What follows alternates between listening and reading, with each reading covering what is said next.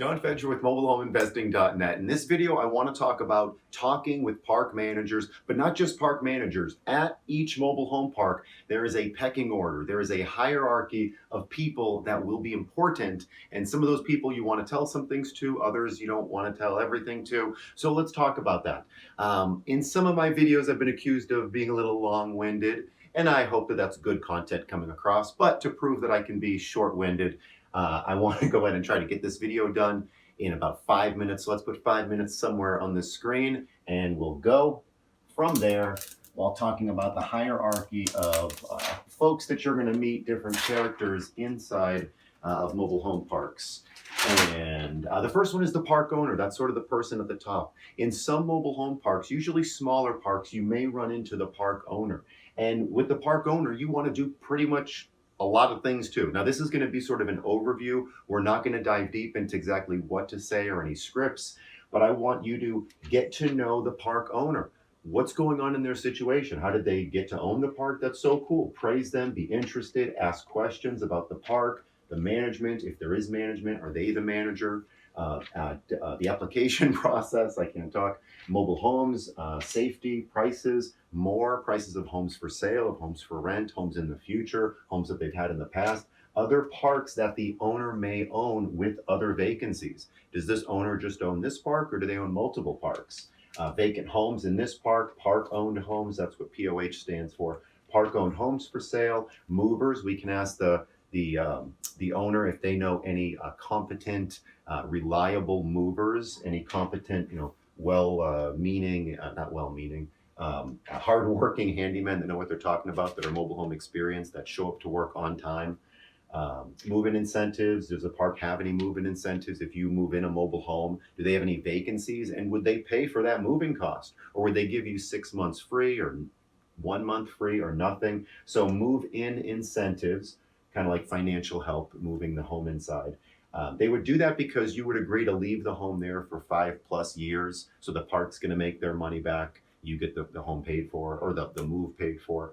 You can also leave marketing material when you leave, and you can leave them with a clear sense. This isn't exactly a clear sentence. Leave them with a clear sense of your knowledge, that you know how to follow the rules. You're an asset. You want to be an asset to the community. You're easy to work with. You're asking the right questions. You're not hypey. If a park owner's been a park owner for a while, they've dealt with people that overpromise and underdeliver. Or I can do everything. I can definitely, where we want to be excited and we want to be hungry, but we also don't want to be hypey. We have to crawl before we walk and run together.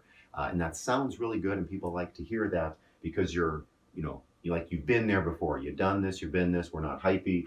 And you know how the person you're talking to, in this case, the park owner, which is Sagan, how and when they should call you. When can they get in touch with you? So the next person, we got to move this show along here, is the regional manager. That's the person underneath the park owner. The regional manager also may be a general manager.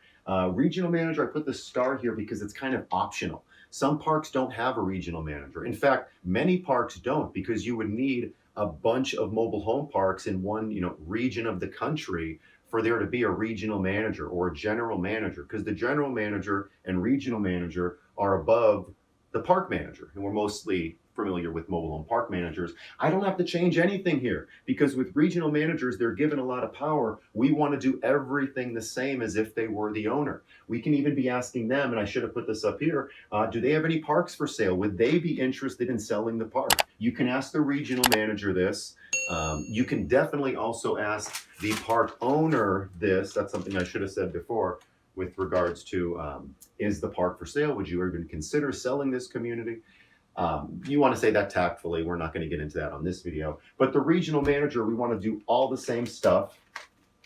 And then the park manager is, they have less power. Now, some park managers you're going to meet have a lot of power, and they deal directly with the park owner, and they have a lot of say. In fact, the park owner may be out of state and is very kind of hands-off. Or the park manager may be brand new and they don't have a lot of power. They're just learning things. But we do want to get to know the manager. We want to praise them, be interested. You have a nice park, or, what did it look like before? It certainly looks nice now. Ask questions more than I'm just describing right here. No park vacancies, vacant homes, Sorry if this is bleeding through. You can see the next page on here.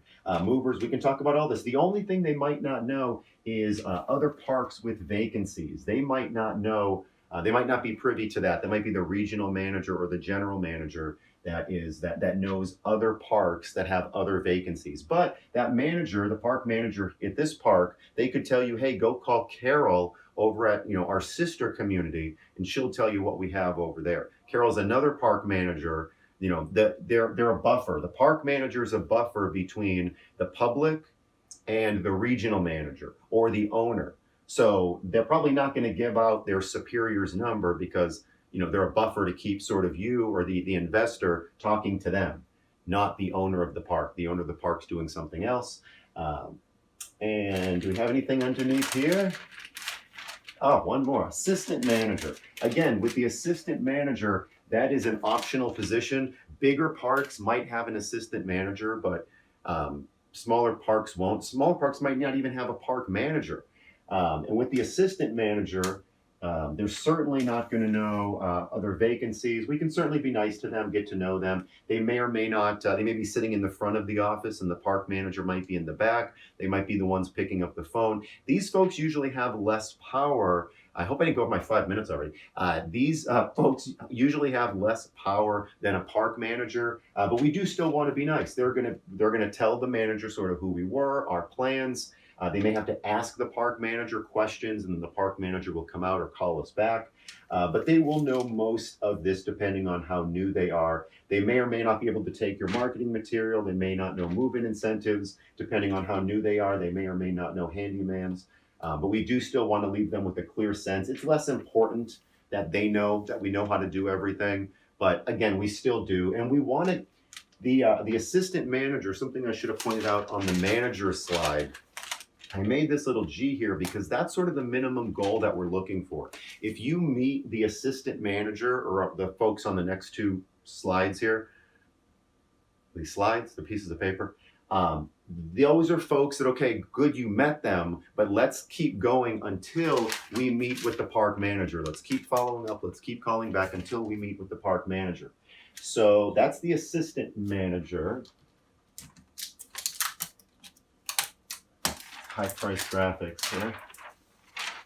Now, underneath the assistant manager is going to be a salesperson or salespeople. And again, this is optional. Bigger parks are going to have salespeople. Smaller parks won't. They might have a realtor working within the park, but it won't be like a designated salesperson on site that just helps sell the mobile homes in the park. Either park-owned homes or even resident-owned homes. They can go to the salesperson and say, will you help sell my property? And they'll say, yeah, I'll take a fee and I'll help sell the property. If a salesperson answers the phone, and again, this is optional, realize who you're talking to.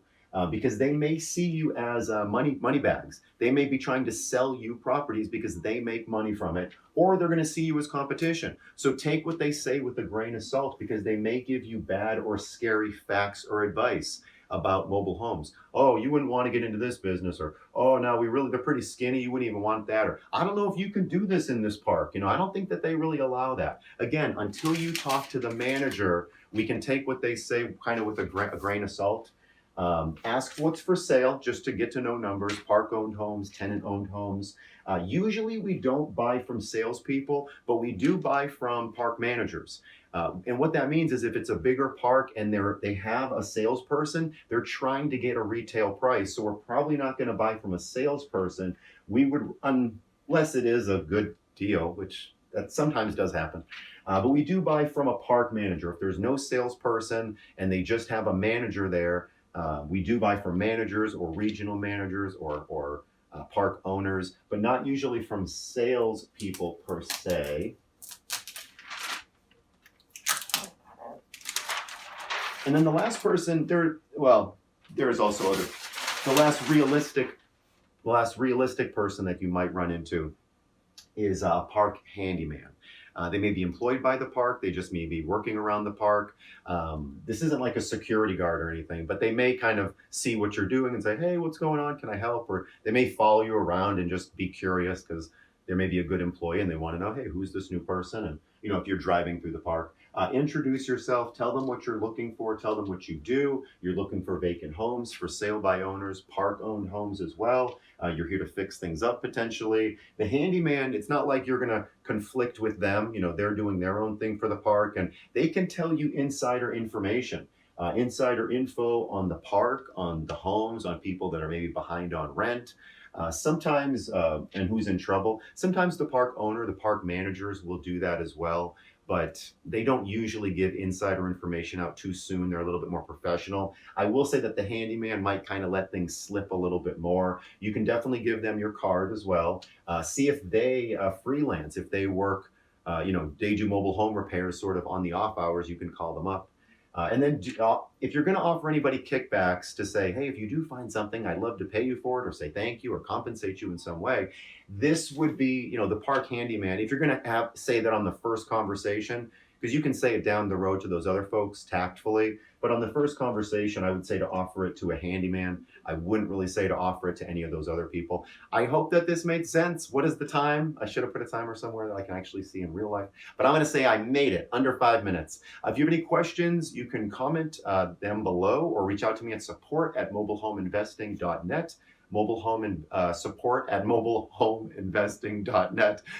Ooh, if you need to reach me, do that anytime. If you have any mobile home questions, you can also go to mobilehomeinvesting.net if you didn't already know that for more mobile home investing info. All right, talk to you soon. Be safe. Bye-bye.